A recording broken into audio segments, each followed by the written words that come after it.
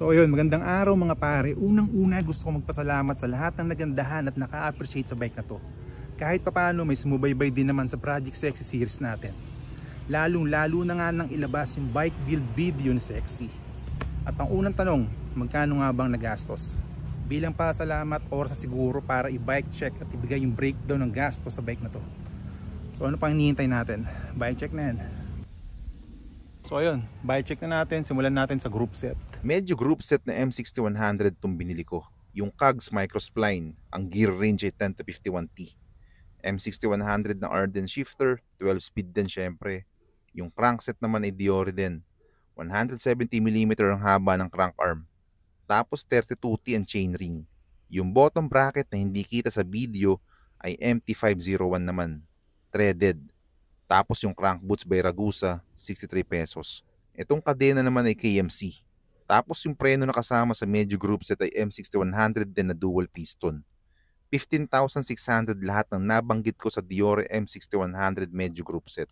1,472 naman yung KMC chain. Tapos ano po bang Shimano dito? Hubs, tsaka itong pedal. Tingnan natin. Itong hubs ay parehong boost. Shimano Diori MT410. 2,329 pares na. Para naman sa cleats natin, SPD ED500 ang natipuhan ko. Pinakamura na nakita ko sa Shimano. 1,795 all in. Tapos puntahan natin yung cockpit pare. Handlebar from MOB, 31.8 ang taba. Pinutol ko sa 740mm, 665 pesos lang. Itong stem naman ay from MOB rin, -7 lang, 90mm ang haba, 690 pesos naman. Itong grips natin pinaglumaan ko, Airgon pare. Presyohan natin ng 500 pesos na lang. Tapos yung fabric saddle na pinaglumaan din, presyohan natin 500 pesos din. Originally, MOB rin yung seat post ko. Upgraded to brand X dropper post na 175mm ang haba. Nabili ko ng 7,000 pesos. Tangina, natawa na lang ang kate eh. Tapos syempre yung pinakamahal na pyesa, yung fork. 17,800 fork ko naman nakuha itong Marzocchi Bomber Z2 na fork. 120mm travel. All in kasama shipping. Bumili rin ako ng generic mudguard. 134 pesos.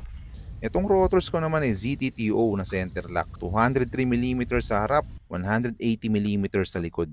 Check din natin yung goma, tsaka yung rim. Ang goma naman ay parehong Maxxis. Crossmark 2 sa likod, 29er syempre. Yung rims naman, pares ng deal ni Saturn. Spokes naman natin ay Richman. May kasama ng pillar brass nipples ang sabi. Sobrang good deal. Itong pangit na tubeless bulb ay Sagmit pare. Mahal na, palpak pa. Yung rim tape na pinares ko dito ay ZTTO. Tan sealant naman ang ginamit ko. Tapos yung gulong sa unahan ay Ardent. 2.25 din ang taba. Tapos syempre yung frame, tsaka yung mga kung anik-anik na nakakabit na maliliit na accessory or components. Let's go! Ang frame na natipuhan natin para sa build na to ay Zagmit Crazy Boost B2. Size large. 6,737 ko na score. Chain guide natin ZTTO, 281 pesos.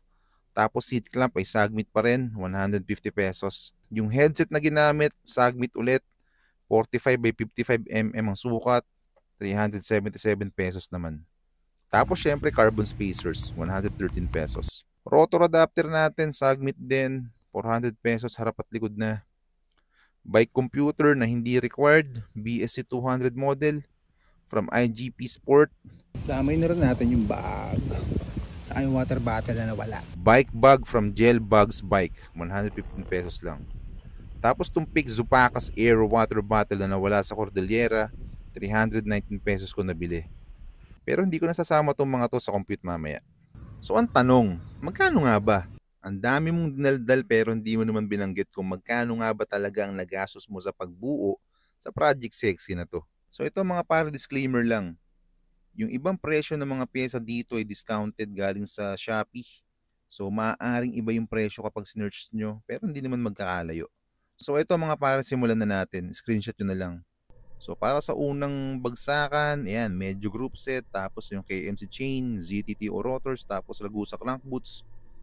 Yung total dyan is 18,557. Tapos sa wheelset natin, ito yung mga piyesang binili ko, nandyan din lahat ng breakdown ng gastos. So pag inad mo yan dun sa una, Yan na yung bagong total, 27,137 pesos. Tapos yung cockpit setup natin, eto. Yan, MOB handlebar stem, airgun, tapos yung brand X, fabric, then yung cleats natin. So running total natin 38,287 pesos.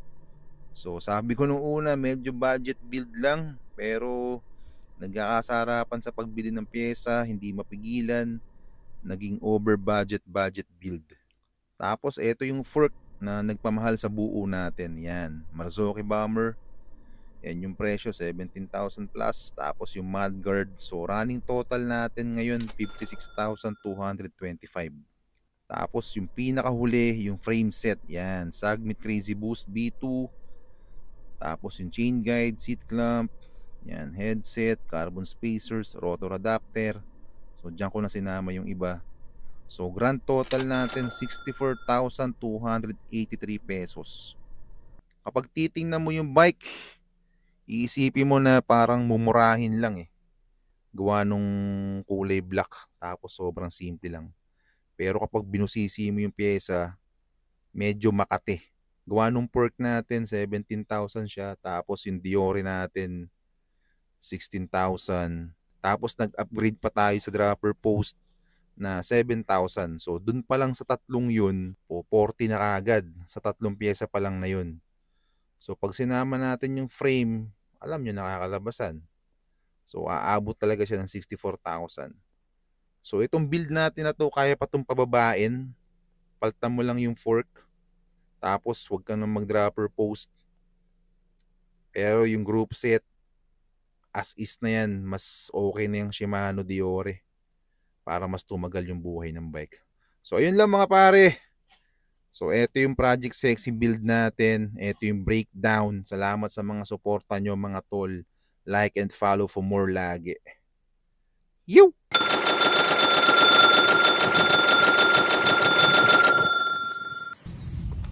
Like and follow for more.